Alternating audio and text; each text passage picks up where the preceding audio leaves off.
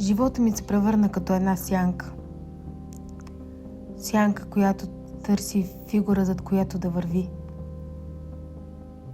В мен е празно. Празно като дом, в който вече няма кой да се прибере. Хиляди хора около мен, а всъщност съм сама. Сама. Срещу себе си вървя. И на мислите си се предавам. А как искам отново да мога да дишам, не да бъда пленена. Но как е възможно, щом вече не си в моята вселена? Хора мили дърпат ме към тях. Как да им кажа, че ме е страх? Страх, че животът без теб е невъзможен, но неизбежен.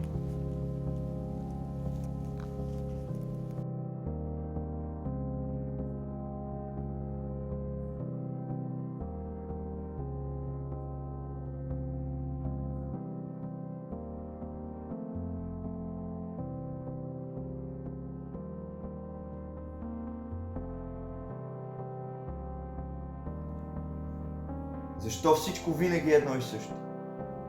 Защо? Всяка сутрин ставаш от леглото кисел. После на даска от тук таме някой ти оправи настроението. Веднага след това бързаш по баира надолу, защото дължиш пари или просто некоя вере направи поредната глупост.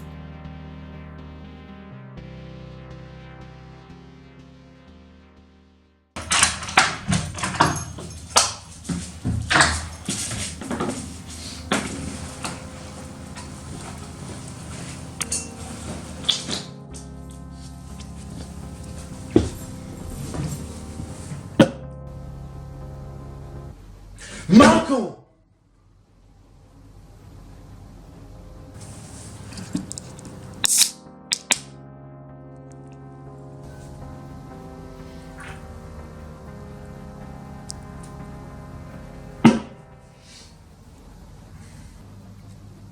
И то дъртя и той.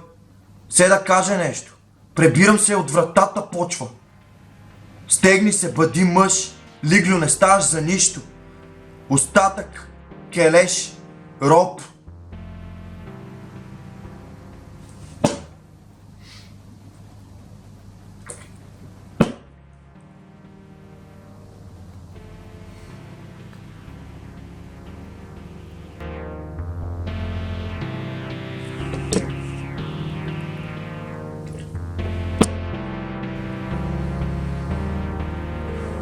Е бил майката.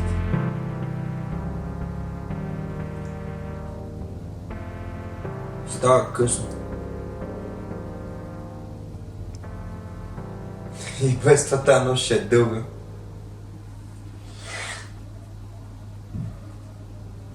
Като всяка друга.